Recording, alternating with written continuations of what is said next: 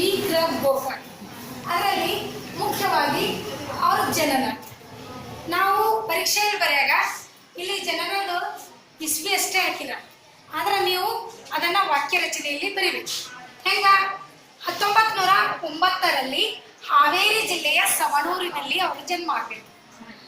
ಅಷ್ಟೇ ಅಲ್ಲ, ಅವರು ಅನೇಕ ಕೃತಿಗಳನ್ನ ಬರೆದದನ್ನ ನಾವು ನೋಡ್ತೀವಿ. ಕನ್ನಡ ಸಾಹಿತ್ಯಕ್ಕೆ ವಿ ಗ್ರ ಗೋಕಾಕ್ರವರ ಒಂದು ಕೊಡುಗೆ ಅಪಾರವಾದದ್ದು.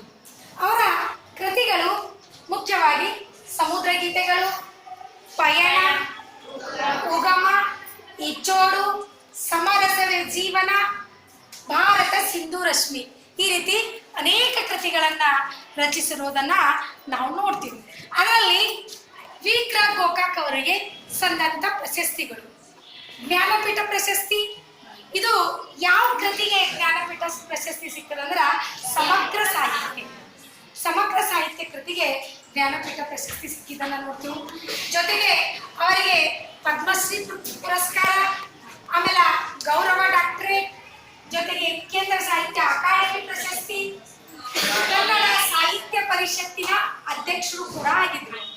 ಈ ರೀತಿ ಅವರಿಗೆ ಹಲವಾರು ಪ್ರಶಸ್ತಿಗಳನ್ನ ಸಿಕ್ಕಿದ್ದು ನಾವೆಲ್ಲ ನೋಡ್ತಾ ಇದ್ದೀವಿ.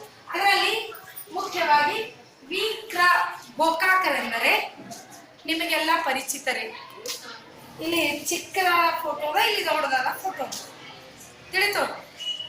ಈ ಚಾರ್ಟು ಎಲ್ಲಿ ತನಕ ನಿಮ್ಮ ಮನಸ್ಸಿನಾಗ ಇರ್ತದ ಅಲ್ಲಿ ತನಕ ಅವ್ರ ಪರಿಚಯ ನಿಮ್ಮ ಮನಸ್ಸಿನಾಗ ಇರ್ತದೆ. ಅರ್ಥ ಆಯ್ತಾ? ನೆಕ್ಸ್ಟ್ ಈ ಕೆಲವೊಂದು ಪ್ರಶ್ನೆಗಳನ್ನ ಕೇಳ್ತಾ ನೀವು ಅದನ್ನು ಉತ್ತರ ಕೊಡಿ. ವಿ ಗ್ರ ಗೋಕಾಕರ ಜನನ ಯಾವಾಗ ಆಯಿತು?